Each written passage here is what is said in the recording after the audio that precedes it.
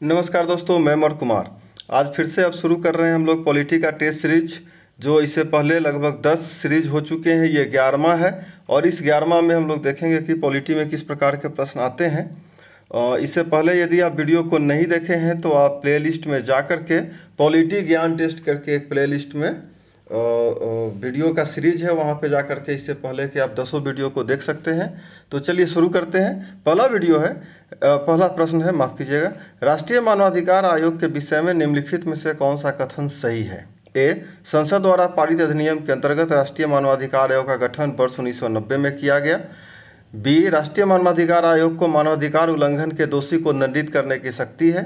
सी, राष्ट्रीय मानवाधिकार से पीड़ित किसी व्यक्ति को राष्ट्रीय मानवाधिकार आयोग द्वारा आर्थिक सहायता प्रदान की जाती है। या डी, राष्ट्रीय मानवाधिकार आयोग की शक्तियां केवल सलाहकारी प्रवृत्ति की होती है। तो दोस्तों इसका आंसर है डी, केवल सलाहकारी प्रवृत्ति की उसकी शक्ति होती है। दोस्तों आते हैं अगले प्रश्न की ओर। अगर पहली बार आप वीडियो देख रहे हैं तो काइंडली रिक्वेस्ट है आप चैनल को सब्सक्राइब करें, वीडियो को जरूर से लाइक करें और इसे अपने दोस्तों के साथ शेयर भी करें। और हाँ, जब आप चैनल सब्सक्राइब करेंगे तो एक बेल आइकन आएगा, उसे आप जरूर प्रेस कर लें ताकि आपको नोटिफिकेशन वीडियो की जल्द से जल्द मिल सके। दूसरा प्रश्न है, नीति आयोग के विषय में निम्नलिखित कथनों पर विचार कीजिए। ए, नीति आयोग का गठन योजना आयोग के स्थान पर 1 जनवरी 2014 को किया गया। दूसरा, योजना आयोग एक गैर सांविधिक एवं गैर संवैधानिक संस्था थी जिसका गठन केंद्रीय मंत्रिमंडल के द्वारा संकल्प पारित कर किया गया था। जबकि नीति आयोग एक गैर संवैधानिक संस्था है किंतु गैर सांविधिक संस्था नहीं। तीसरा, नीति आयोग सहकारी संघवाद के सिद्धांत पर आधारित है।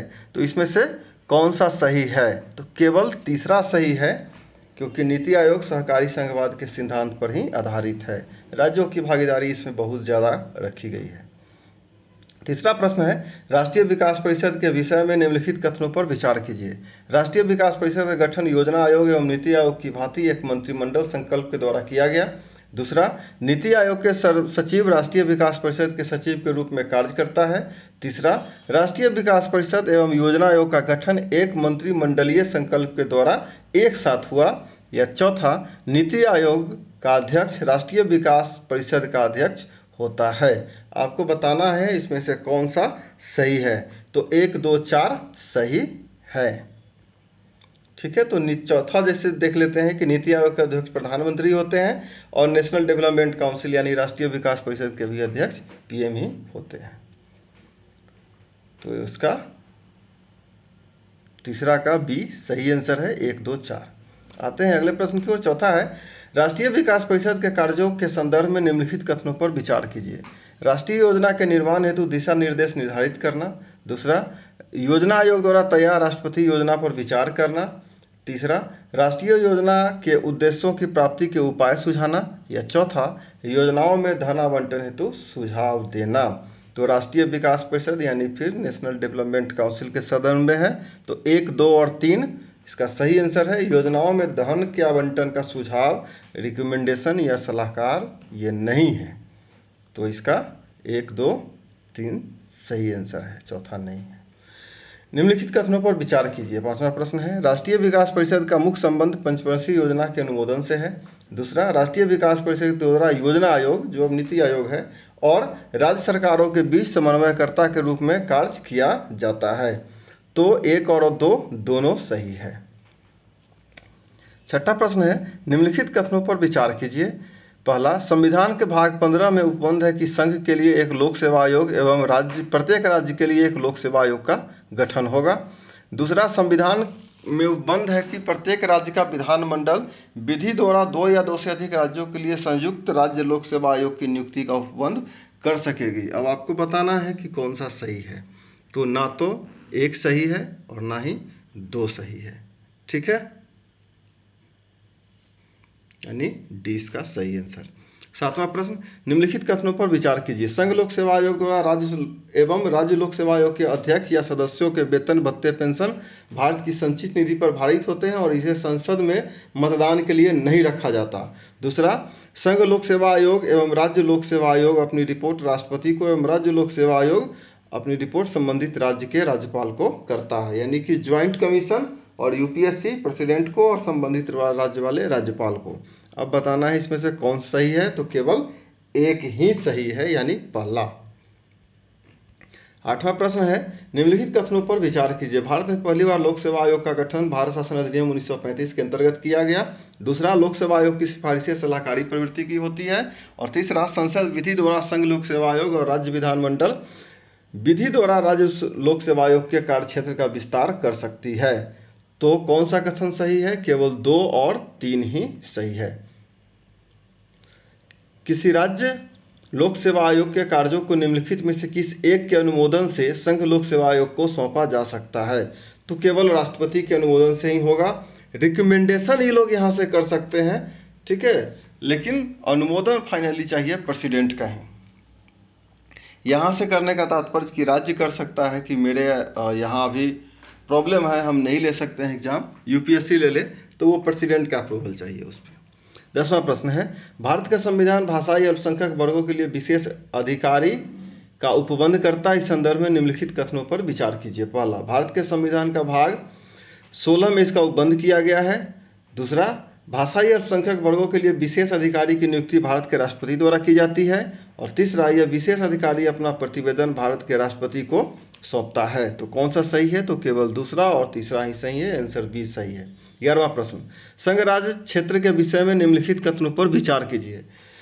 संविधान में उपबंध है कि संघ राज्य क्षेत्र का प्रशासन राष्ट्रपति के द्वारा एक प्रशासक के माध्यम से संचालित किया जाएगा। दूसरा, संघ राज्य क्षेत्र का प्रशासक राष्ट्रपति का अभिकर्ता एजेंट होता है, किंतु इसकी स्थिति अन्य राज्यपालों की तरह राज्य प्रमुख की होती है।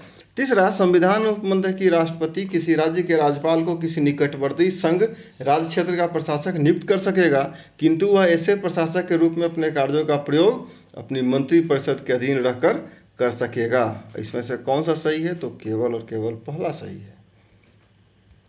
12वां प्रश्न है, संघ राज्य क्षेत्र दिल्ली के विषय में निम्नलिखित कथनों पर विचार कीजिए।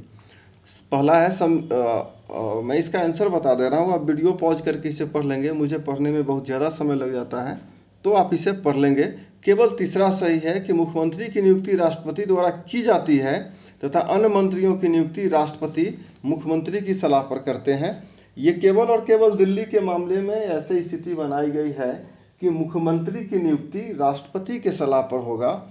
और ये एक प्रश्न ऐसे भी आ सकता है कि भारतीय संविधान के अंतर्गत देश में वो कौन सी विधानसभा है जहाँ के मुख्यमंत्री की नियुक्ति राष्ट्रपति के सलाह पर की जाती है, तो उस कंडीशन में भी आंसर दिल्ली ही होगा। 13वां प्रश्न है, निम्नलिखित कथनों पर विचार कीजिए। संविधान में उपबंध है कि संसद विधि द्वारा संविधान के प्रारंभ में 5 वर्ष की समाप्ति और उसके पश्चात 10 वर्ष की समाप्ति पर राजभाषा के लिए एक आयोग के संबंध में उपबंध कर सकेगी। दूसरा, संविधान में उपबंध है कि राजभाषा के लिए गठित आयोग की सिफारिशों की परीक्षा करने एवं राष्ट्रपति को उस पर अपनी राय देने के लिए एक संसदीय समिति गठित की जाएगी, जिसमें लोकसभा एवं राज्यसभा के सदस्य शामिल होते हैं। इसमें सही कौन सा है? तो केवल दूसरा है। 14वां प्रश्न है, निम्नलिखित कथनों पर विचार कीजिए। पहला, संविधान के भाग 21 एवं 8वीं अनुसूची में राजभाषा के संबंध में उपबंध किया गया है। दूसरा, जिस समय भारतीय संविधान लागू किया गया उस समय 8वीं अनुसूची में कुल भाषाओं की संख्या 18 थी। तीसरा, 91 संविधान संशोधन अधिनियम 2003 के द्वारा 8वीं अनुसूची में 4 नई भाषाएं जोड़ी गई। इसमें से कौन सही है? तो कोई भी सही नहीं है, सब गलत है। 15वां प्रश्न है, निम्नलिखित में से भारतीय संविधान के किस अनुच्छेद में 8वीं अनुसूची के प्रति निर्देश दिया गया है? और ऑप्शन है अनुच्छेद 348, 350 क, 350 ख और डी 351। तो किस अनुच्छेद में 8वीं अनुसूची के प्रति निर्देश दिया गया है? तो आंसर डी 351। आते हैं 16वें प्रश्न की ओर। निम्नलिखित में से किस संविधान संशोधन का संबंध 8वीं अनुसूची से नहीं है? तो ये 24वां संविधान संशोधन 1971 है, उसमें 8वीं अनुसूची में कुछ नहीं किया गया था, कोई भाषा नहीं आई थी। निम्नलिखित समितियों पर विचार कीजिए। बलवंत राय मेहता समिति, अशोक मेहता समिति, VKRV समिति, एलएम सिंघवी समिति और थुंगन समिति। अब बताना है कि इसमें पंचायती राज व्यवस्था से कौन सी समिति जुड़ी हुई थी। चूंकि 5 समिति है तो ऑब्वियस कोई 4 समिति है, एक नहीं होगा। और इसका सही आंसर है 1, 2, 4, 5, तीसरा नहीं था। 18वां प्रश्न है, भारत में पंचायती राज व्यवस्था के मूल उद्देश्य के विषय में निम्नलिखित कथनों पर विचार कीजिए। पहला है लोकतांत्रिक विकेंद्रीकरण सुनिश्चित करना, दूसरा है विकास में जन भागीदारी को बढ़ावा देना, तीसरा है राजनीतिक जवाबदेही का विकास करना, चौथा है वित्तीय संग्रह को बढ़ावा देना। आपको बताना है इसमें से कौन सा कथन सही है, तो केवल पहला और दूसरा सही है, 3-4 गलत है। ग्राम सभा के विषय में निम्न में से कौन सा कथन सही है? आप पूरा पढ़ लेंगे, मैं बता दे रहा हूं कि दूसरा सही है कि जिसका गांव के निर्वाचक नामावली में नाम दर्ज होगा, ग्राम सभा का गठन उसी से होगा। ठीक है, तो 19 का भी सही आंसर है। 21वां प्रश्न है, निम्नलिखित कथनों पर विचार कीजिए। भारत में पंचायतों का चुनाव राज्य निर्वाचन आयोग के द्वारा कराया जाता है। राज्य निर्वाचन आयुक्त की नियुक्ति राज्यपाल के द्वारा की जाती है तथा उसके पद से राज्यपाल उसी रीति से हटा सकता है जिस रीति से उच्च न्यायालय के न्यायाधीश को हटाते हैं। तो इसमें दोनों सही है। आते हैं 21वां प्रश्न, निम्नलिखित में किस राज्य में पंचायती राज संस्था लागू नहीं है? आपको टाक से पता होगा, नागालैंड में नहीं है। पंचायती राज संस्था के विषय क्षेत्र के संदर्भ में विचार कीजिए। सामाजिक वानिकी, दूसरा प्राथमिक एवं माध्यमिक कुटीर, तीसरा खादी ग्राम एवं कुटीर उद्योग, चौथा अग्निशमन सेवाएं। तो इसमें से कौन सा सही है? तो 1, 2, 3 है और पंचायती राज सेवा में अग्निशमन सेवाएं नहीं है। आते हैं 23वें प्रश्न की ओर। 74वें संविधान संशोधन अधिनियम के द्वारा संविधान का भाग 9 को जोड़ा गया जिसे नगर पालिका के संबंध में उपबंध है। निम्नलिखित में से कौन से इसमें शामिल नहीं है?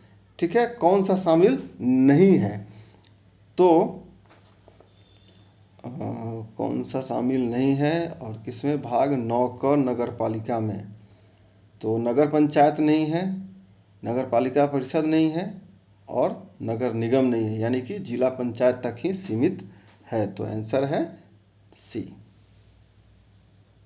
24वां प्रश्न है, निम्नलिखित कथनों पर विचार कीजिए। जिला योजना समिति के 2/3 सदस्य जिला पंचायत और नगर पालिका के निर्वाचित सदस्यों द्वारा स्वयं में से चुने जाएंगे। दूसरा है महानगरीय योजना समिति के 4/5 सदस्य महानगर क्षेत्र में नगर पालिकाओं के निर्वाचित सदस्यों एवं पंचायतों के अध्यक्षों द्वारा स्वयं चुने जाएंगे। कौन सा कथन सही है? दोनों में से कोई सही नहीं है।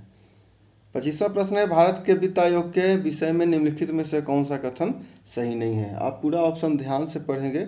मैं आंसर बता देता हूं कि राज्य का मुख्यमंत्री राज्य वित्त आयोग के संगठन का कार्य करता है। ठीक है,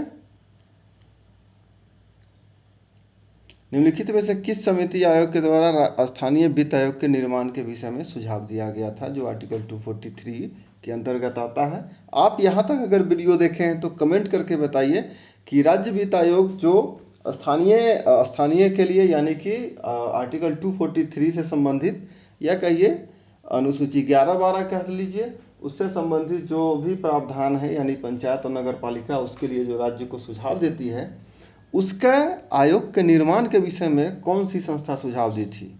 ठीक है, 26वां, और इसका ऑप्शन है अशोक मेहता समिति। आपको बताना है कि ये किस आर्टिकल में है।